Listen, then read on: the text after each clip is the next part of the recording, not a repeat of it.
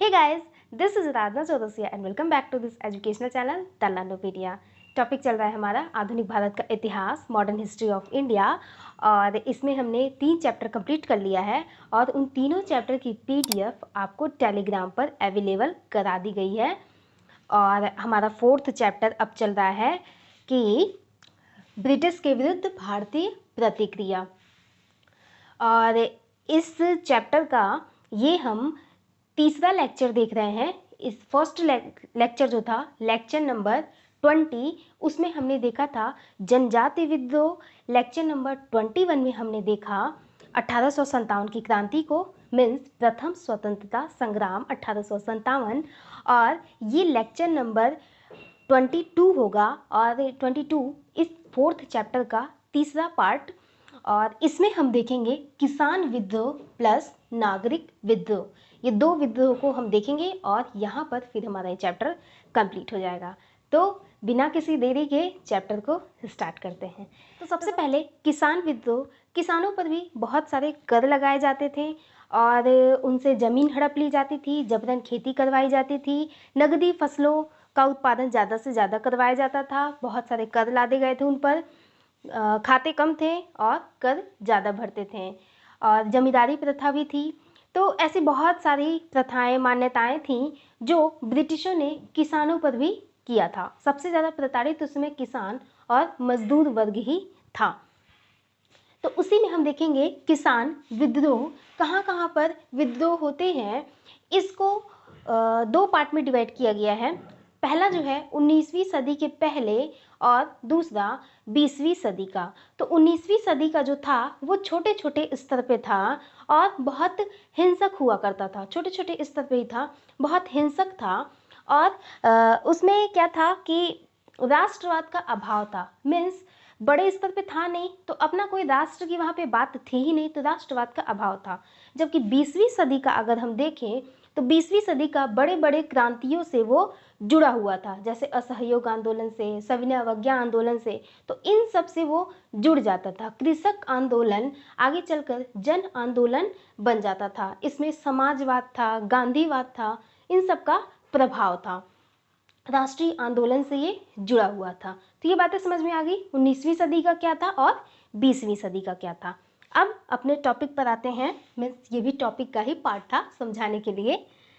तो फर्स्ट है नील विद्रोह। नील विद्रोह 1859 से 60 तक होता है, 1 साल तक ये चलता है।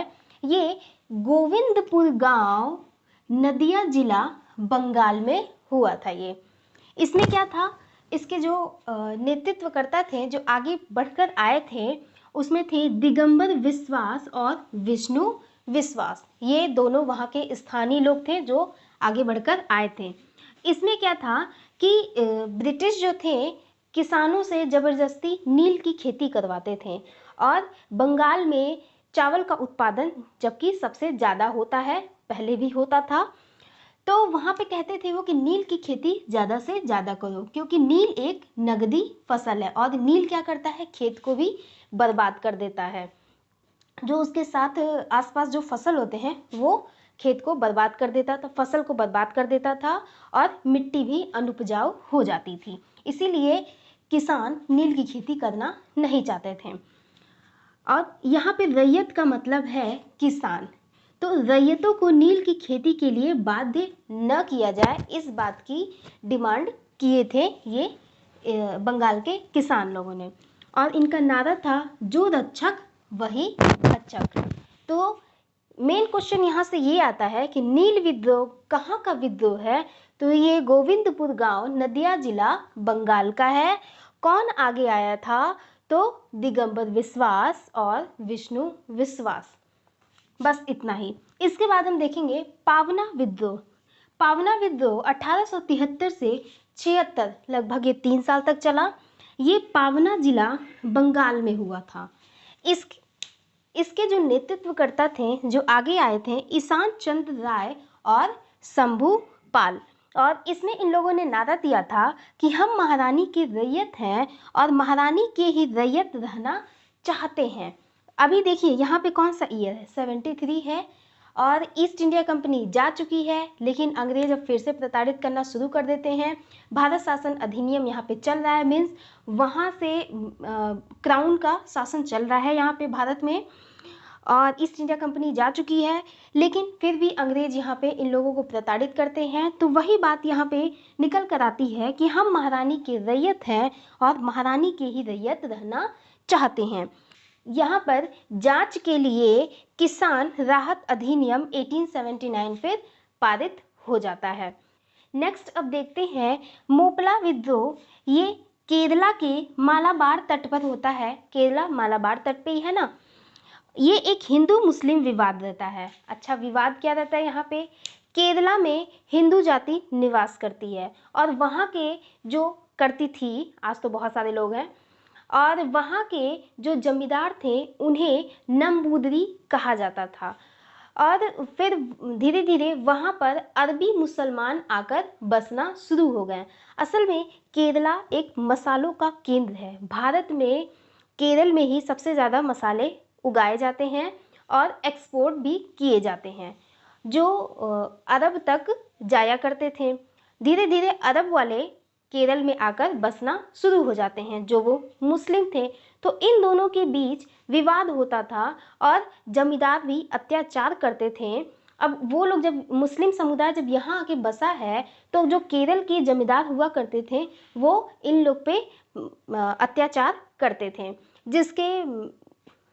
जिसमें 22 विद्रोह लगभग होते हैं और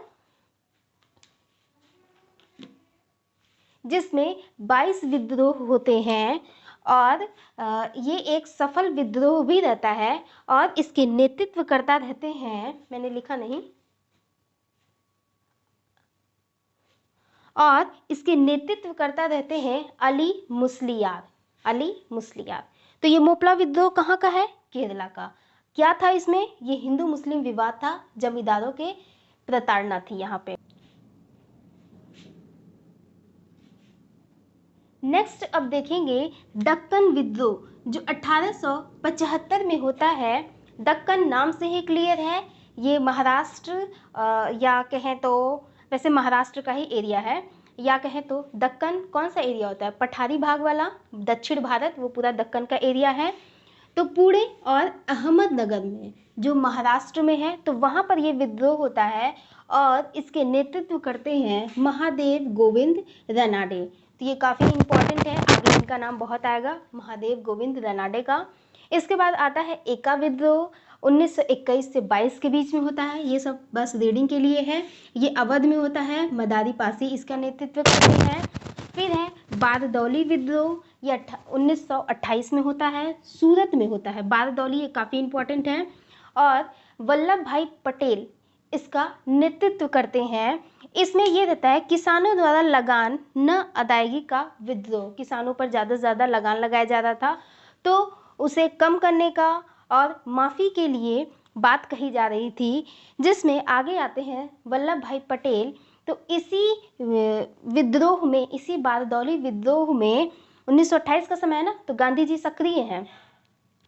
सरदार उपाधि दी जाती है गांधी जी द्वारा पटेल को, हाँ पटेल, वल्लभ भाई पटेल को सरदार की उपाधि मिलती है। कौन देता है? गांधी जी। तो ये क्वेश्चन कई बार एग्जाम में पूछा हुआ है, सरदार की उपाधि वल्लभ भाई पटेल को किसने दिया है? तो गांधी जी ने दिया है।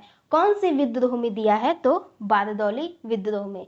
ये कहाँ का है? तो सूरत, गुजरात का। क्लियर।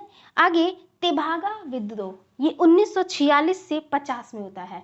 ये देख रहे हैं आप, स्वतंत्रता के बाद हो रहा है ये बंगाल में हुआ था। चंपारण एवं भगत सिंह इसका नेतृत्व किए थे। अब हम देख लेते हैं नागरिक विद्रोह, जिसमें सबसे पहला हम देखेंगे सन्यासी विद्रोह, जो 1763 से 1800 के बीच होता है। और इसमें ये रहता है कि सन्यासियों पर ज़्यादा से ज़्यादा कर लगाया जाता था, तो उसी के विरुद्ध था ये कि कर ना लगाया जाए इतना ज़्यादा। इसका जो उल्लेख है वो आनंद मठ में मिलता है। आनंद मठ किसकी पुस्तक है? बंकिम चंद्र चटर्जी द्वारा रचित पुस्तक आनंद मठ। और इस विद्रोह को प्रथम नागरिक विद्रोह कहते हैं, अंग्रेजों के विरुद्ध। तो क्वेश्चन आता है पहला नागरिक विद्रोह कौन सा है अंग्रेजों के विरुद्ध, तो सन्यासी विद्रोह है। और ये कहाँ हुआ था, बंगाल में। मैक्सिमम चीजें बंगाल में ही हुई थी, बंगाल में हुआ था। नेक्स्ट अब देखते हैं फकीर विद्रोह। ये 1773 से 77 के बीच हुआ था, ये भी बंगाल में हुआ था। इसमें मजूम शाह और चिराग अली आगे आए थे। इसको बस रीडिंग करना है कि विद्रोह कहाँ पर हुआ था, बहुत ज़्यादा डिटेल में जाएंगे तो लेंदी हो जाएगा। यहाँ से जितना क्वेश्चन बनता है बस मैंने उसी पॉइंट्स को लिखा हुआ है कि ये विद्रोह कहाँ का है। ये जितना चैप्टर मैंने बताया आज का, यहाँ से सिर्फ इतना ही आएगा कि विद्रोह कहाँ का है और कौन इसका नेतृत्व किया था। तो नेक्स्ट है पॉलीगारो का विद्रोह। पॉलीगारो ये मैसूर में हुआ था। पीवी कट्टावामन इसके समर्थन में थे, मीन्स नेतृत्व किए थे। ये दक्षिण भारत में एक जमींदार होते हैं, दक्षिण भारत में एक जमींदार जिनको पॉलीगारो कहा जाता है। समझ में आया, पॉलीगारो का मतलब दक्षिण भारत में एक जमींदारों को पॉलीगारो कहा जाता था। इसके बाद है पागलपंथी विद्रोह। ये 1813 से 31 के बीच होता है बंगाल में, और इसमें करम शाह और टीपू मीर नेतृत्व करते हैं। नेक्स्ट पाइक विद्रोह, ये उड़ीसा में होता है 1817 से 25 के बीच। बख्शी जगबंधु इसके नेतृत्व करते हैं। नेक्स्ट है अहोम। अहोम का मतलब ही असम समझिए, जहाँ भी अहोम शब्द आया वो असम का हुआ, तो ये असम में होता है। गोमधर कुंवर यहाँ पे नेतृत्व करते हैं 1828 से 31 के बीच। फिर नेक्स्ट है कूका, ये काफ़ी इंपॉर्टेंट है। कूका विद्रोह या कहें नामधारी विद्रोह 1840 से 72 के बीच होता है। कूका ये पंजाब में होता है और 2 लोग इसके नेतृत्व करते हैं, भगत जवाहर मल और राम सिंह। कई बार क्वेश्चन एग्जाम में पूछा हुआ है कि कूका विद्रोह कहाँ का है, तो कहाँ का है, पंजाब का है। पाइक विद्रोह कहाँ का है, उड़ीसा का है। और इसके पहले जो मैंने बताया मोपला विद्रोह कहाँ का है, तो वो केरला का था। फिर और क्या था, एका विद्रोह कहाँ का है, तो वो असम का है। तो बस यहाँ से ऐसे ही क्वेश्चन आते हैं कि विद्रोह कहाँ के हैं, बाकी और इनसे ज़्यादा क्वेश्चन नहीं बनता है। और तो हमारा ये चैप्टर यहाँ पे कंप्लीट होता है और इसकी पीडीएफ टेलीग्राम पे अवेलेबल हो जाएगी, बट अभी नहीं, कुछ दिन टाइम लगेगा। पीडीएफ अवेलेबल हो जाएगी। मिलेंगे फिर नेक्स्ट वीडियो में नए चैप्टर के साथ।